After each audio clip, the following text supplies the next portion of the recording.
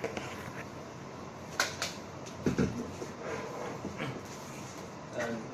morning, everyone. My name is Liao. It's my pleasure here to introduce my research to you. My chief supervisor is Dr. Ye Qing, and my co-supervisor is Dr. Zhang Li.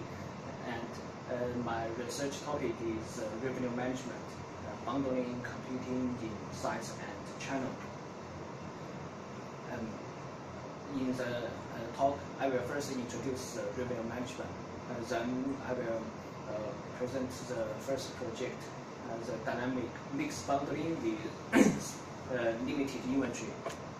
Then I will introduce the second project, the product size and price competition. And finally, I will conclude the talk with future research. You may be interested that at first look, the two projects are not so relevant, but after reflection, you can find that both the two problems are bundling problem. But the first project highlights the dynamic control, and the second problem highlights the competition. They are both bundling problem with limited inventory. Firstly, what is revenue management? Revenue management is about setting the right capacity at the right price to the right consumer at the right time. In the revenue management, we usually use three main controls. The first one is the price-based control, that is control the demand by deciding the pricing. The second one is the quantity-based control, that is to decide whether accept or reject the demand. The third one is the structural control, that is to design the product line or the assortment or the consumer segmentation. And for example, in the airline industry, the airlines usually mark down the price at the early stage to clear the inventory, then mark up the price at the end of the selling stage to obtain higher revenue. The airlines also decide the prices based on the consumers' travel behavior. For example, in the United States, the weekend flights are usually cheaper than the weekdays flights. The reason is that the airlines know that the weekend travelers travel for leisure. Their price sensitivity is high, while the weekday consumers travel for business. Their price sensitivity is not so high. Thus, they discriminate the travelers by their travel date. In the hotel industry, the quantity-based control are widely used. That is to accept or reject a request. For example, this is the booking system of the e-long.com. Hotels can manage their orders through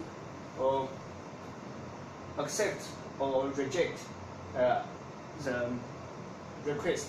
For example, if they think the future demand will be very high, they may reject the current promotion rooms.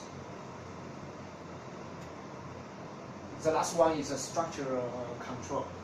For example, the online video websites make the revenue from the advertisement. And the advertisement space are very scarce and limited. So they can give the skippable advertisement for the long advertisement, while the non-skippable advertisement for the short advertisement. Also, the advertisers' value are also different. So for the strong value advertisers, they will give the large advertisement space, while for the low value advertisers, they give the small advertisement space. In our research, all the above three methods will be adopted. Firstly, we introduce dynamic mix bundling with limited inventory.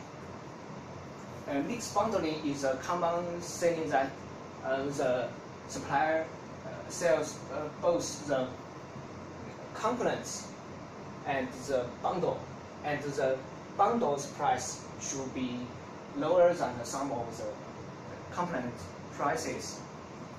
Here, we study the travel industry, or more generally, the perishable products. The reason is that now the travelers are more interested in the travel bundles than before, as the data of the UK travel market showed. Also, for the suppliers, the bundle can increase their revenue per transaction, but there is still not a good control method to manage the bundle, and there is also no method to manage the mix bundling in the dynamic environment. So our question is, what is the best time or condition to promote package, and whether the dynamic bundling pricing can improve the revenue. But we may not have the desired structural properties, and the curse of dimension caused by the network revenue management can make it hard to compute the optimal solution. So our objective is first to explore the structural properties. Then we want to give handy algorithms to be adopted in the real business. To solve the problems, we formulated a model. In this model, we assume that a monopoly supplier has KA units of component A and KB units of component B, and the selling season is divided into capital T periods, and each period is so short that at most one customer arrives in each period. And we assume that the consumers have three segments. Segment A is for component A, and this segment is for component B, and this segment consumes bundle AB, and the three segments arrive with the Poisson distribution with arrival rates lambda A, lambda B, and lambda AB. And we assume that each product only consumes one unit of each component only consumes one component of resource, and the package AB only consumes one unit of A and one unit of component B, and each consumer only consumes one unit of the product. and the consumers value for either for the products follow the distribution of Fi, their value. For Xi is follows the distribution function Fi, and the product prices are denoted by PA, PB, and PAB, and we use the combination of the T and remaining inventory Q to denote the system state. With the state, we can calculate the value function of any state, the value function of any state. But which control method to be used is a problem. In this research, we study the quantity-based control, price-based control, and joint control. Here we use U to denote the optimal control method.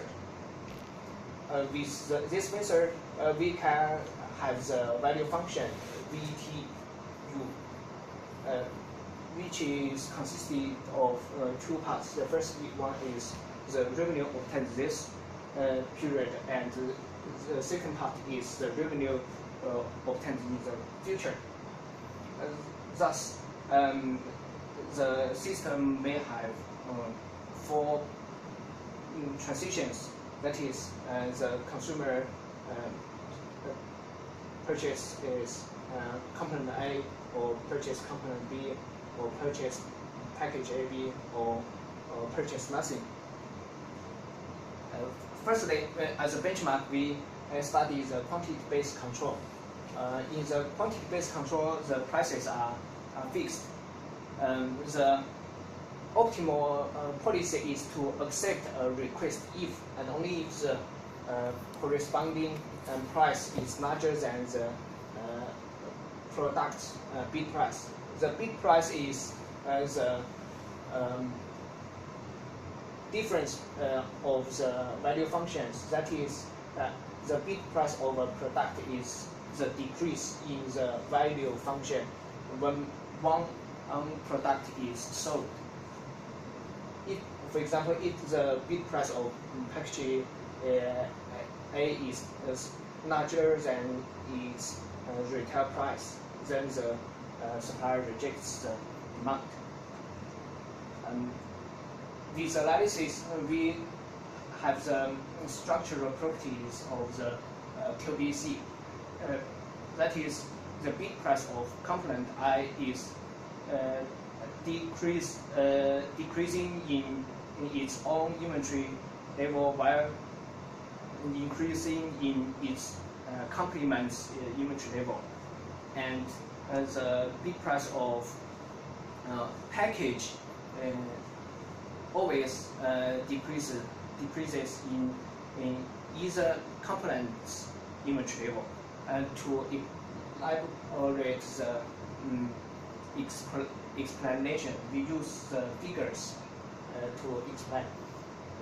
For example, even for the package, we can find that the bid price of the package always decreases with the inventory level of the components in either balanced inventory case or the imbalanced inventory case. While for the components, we can find that the bid price of the components, for example, bid price of component A increases with its complement B's inventory level. That is, for a given inventory level at a given time, the more the inventory level, the higher the inventory level the complement the less willing the supplier to sell this component. And we, although above structural properties can be seen in some of them can be seen from the past literature, but to our basic knowledge, we are the first one to utilize the properties in one revenue management setting. We also found that the scarcity effect is stronger than the complementary effect. Here we define the scarcity effect is a decrease of the increase of the bid price when when that component has less inventory level and has lower inventory level, and the complementary effect is the increase of the bid price of that component when its complement inventory level increases. For example, here we can find that when the we can compare all the cases when the inventory level of both inventory of both complements increase, we can find that complement B's bid price decreases. That is the first one. The scarcity effect is stronger than the complementary effect. That is the decrease of the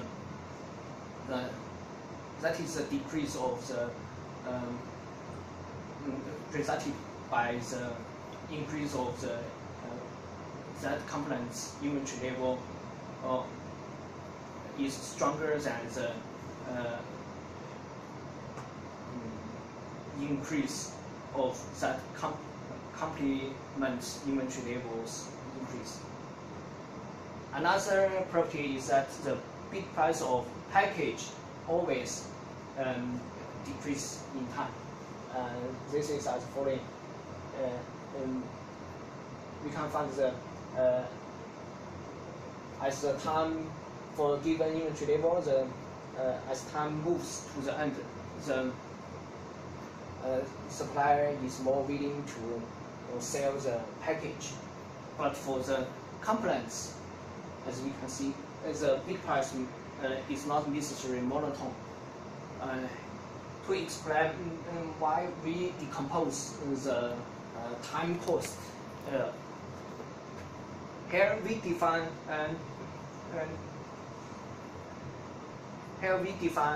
two time costs. The first one is the time cost of the scarcity effect, and the second one is the time cost of the complementary effect. We found that if the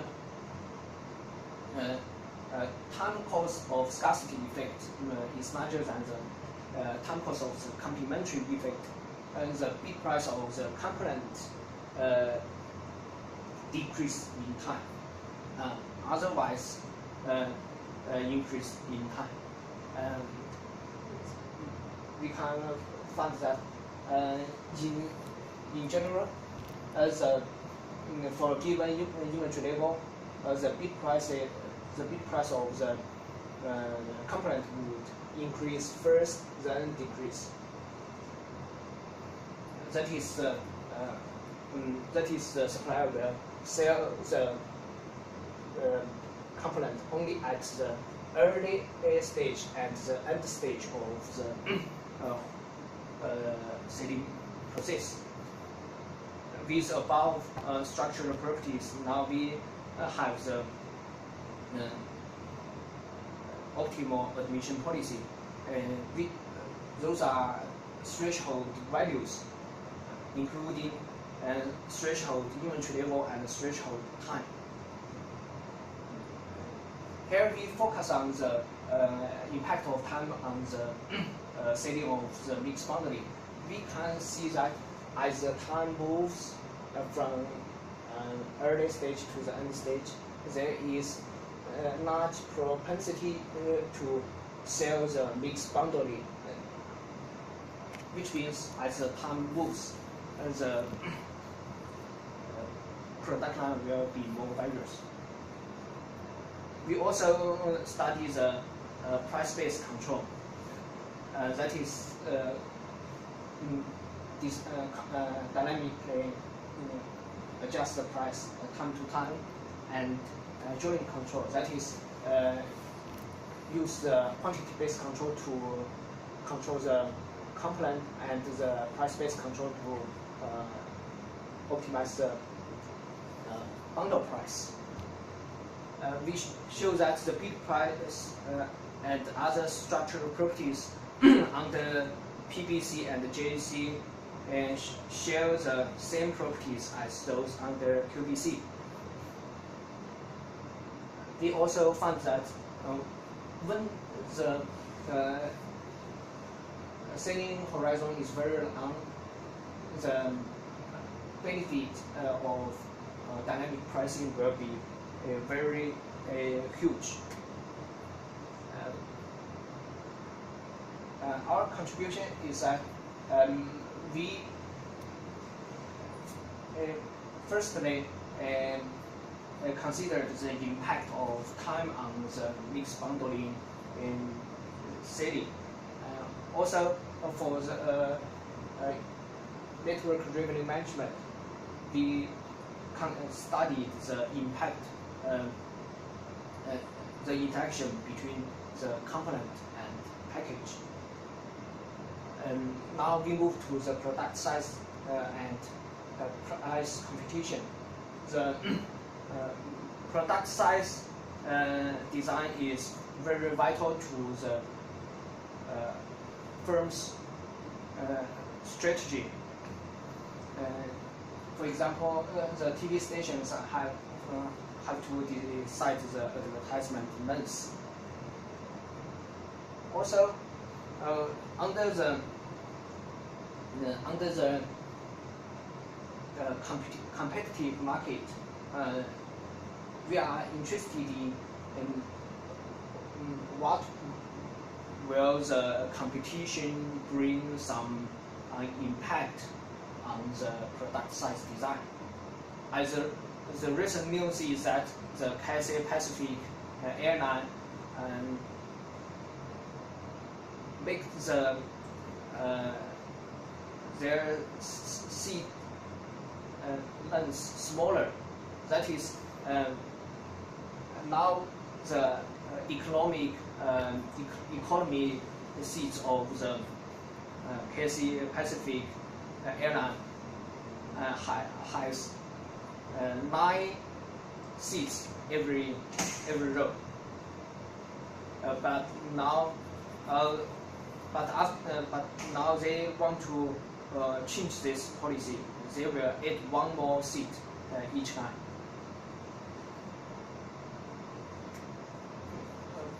Another example is the house market. For example, in Hong Kong, at the west middle levels, 2 developers sell different type of flights. The left one promotes the small flight, while the right one promotes the large flight. My question is, you see the Hong Kong's land resource is very scarce, and for this developer, why not sell more small flights instead of only sell 1 large flight? Okay, to answer the questions, we formulated a model. We assume that there are 2 identical suppliers, each with k units of the resource, and the game has 2 stages. At stage 1, the suppliers decide the product size is.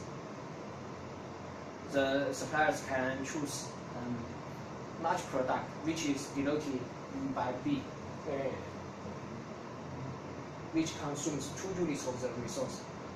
They can also choose to produce the small product, which is denoted as C, which consumes 1 unit of the resource. At stage 2, they compete in price. The consumers have different views on the product size. Here we use VS to denote the consumer's views on the product size. And for the for the small product, we use 1 to denote the value rating of the small product. For the large product, we use theta to denote the value ratings. We consider 2 cases. In this case, theta is between 1 and 2, which means the product is subadditive. That is, the consumers will not have large value if they purchase a large product.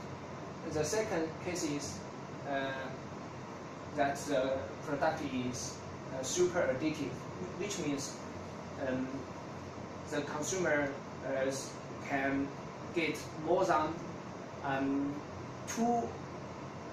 double values than they purchase 2 individual small products.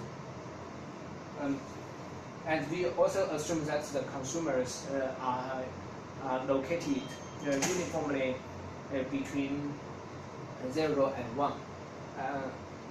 And the higher its location, the higher its value. Thus, the net utility of a consumer who purchased the product S from supplier I is denoted by its value minus the price. Firstly, we study the centralized system.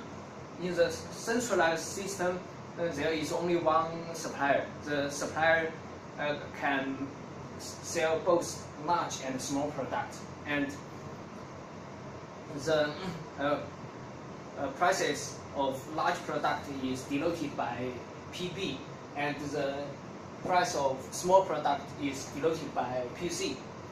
And thus, for the consumers, the high-end consumers will purchase the large product, while the low-end consumers will purchase the small product. We will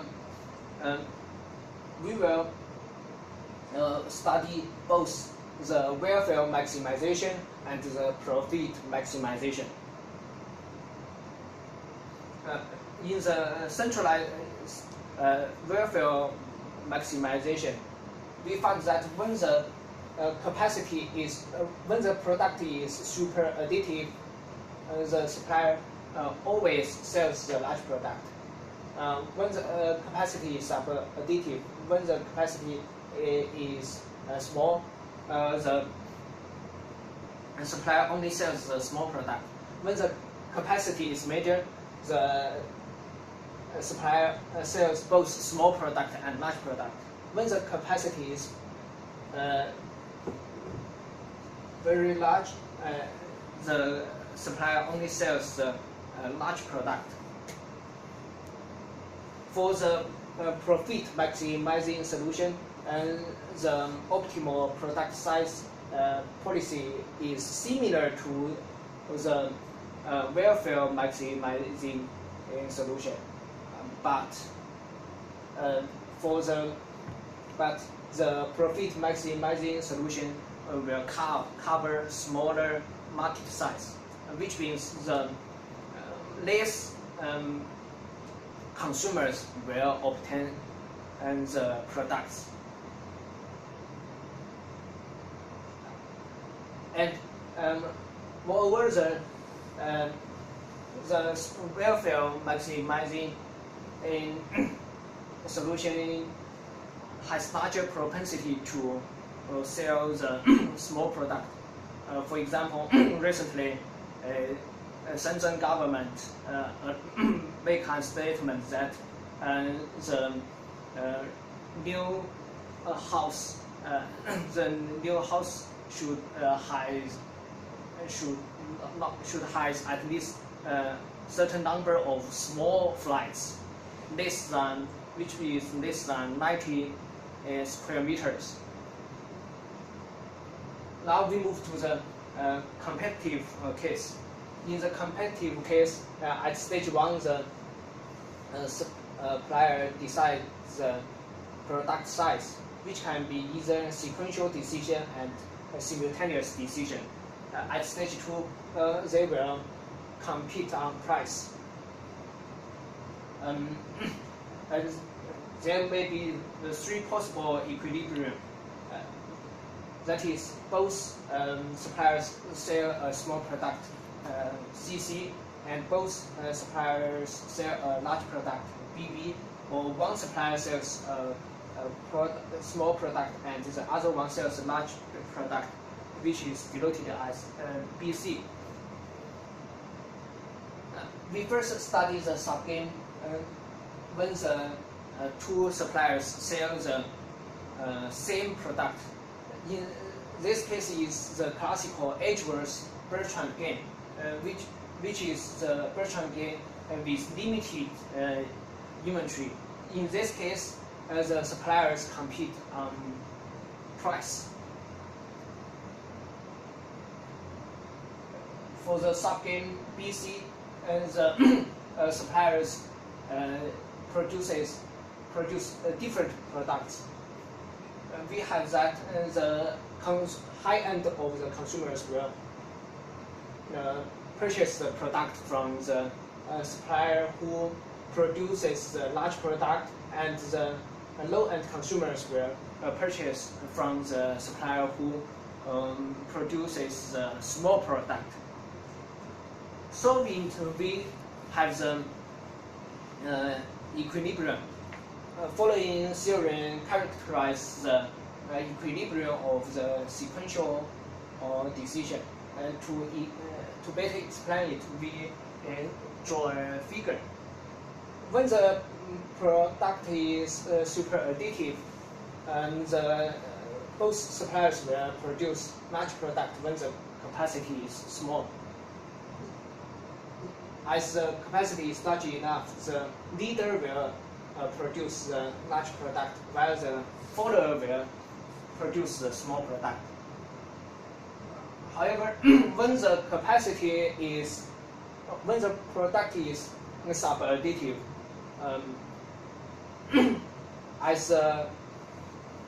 when the capacity is very small, the suppliers will both choose a small product. As the capacity is larger, the follower will switch to the large product. As the capacity moves and the leader will switch to produce the large product. As the capacity becomes even larger, the follower will then switch back to produce small product. Our result is different from the past literature, which studied the Coulomb game, under which the suppliers compete on quantity. Their result is that when the capacity is very large, the suppliers will all produce a large product. But in our situation, in our scenario, the suppliers compete on price. If they choose the same product size, they compete on price, then their profit will be 0. Thus, as the response, the follower will switch to produce the small product to differentiate. In the simultaneous decision, the following theory characterizes the equilibrium. The equilibrium is quite similar. However, in the simultaneous decision, the equilibrium may not necessarily be unique.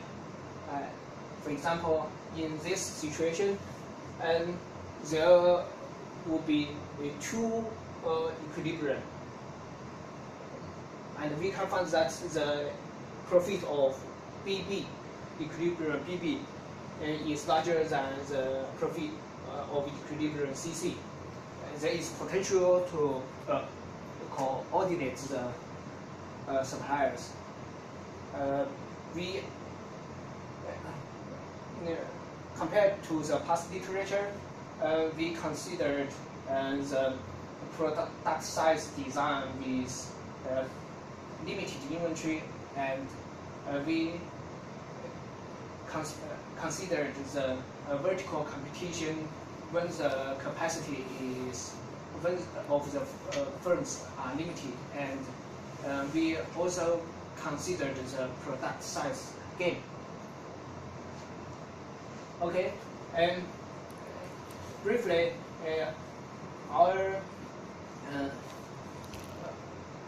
our research contains the bundling and the dual channel with rate stipulation, product size design, and the commission override model to fill the gap in the research gap in the revenue management.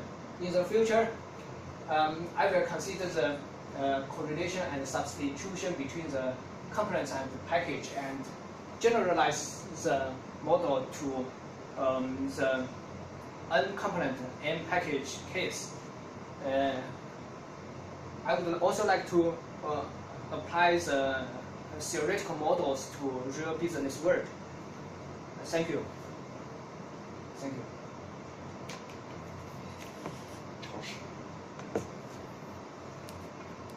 上次讲的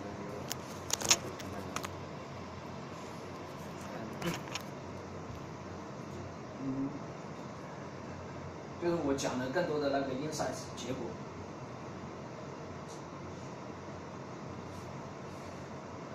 然后熟练的一些。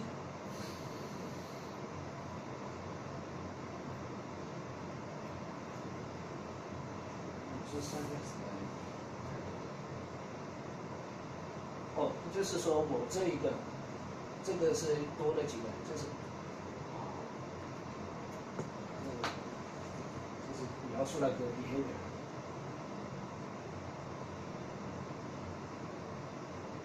多了，这3个 slides。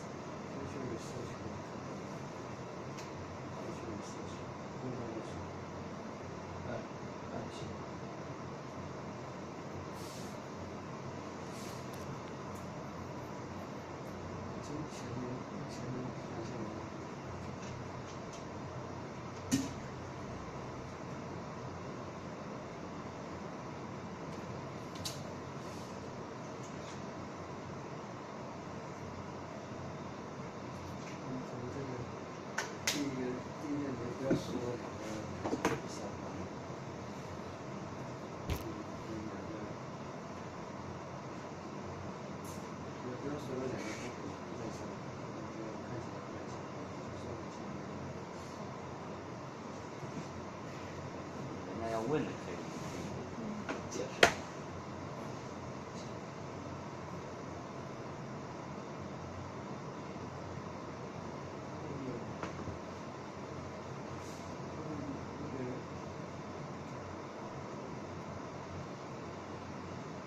你这就跳，就这个你刚刚说完了那3个 price base 还有什么 structure base 还有 quantity base， 说完这3个东西之后，你跟下面你没有连贯，你举的那几个例子，人家不知道你要干嘛。3个组合，中间没有连贯的。比如说你说完这3个，你说你通过下面3个东西来检测一下3个跟这个是怎么样的。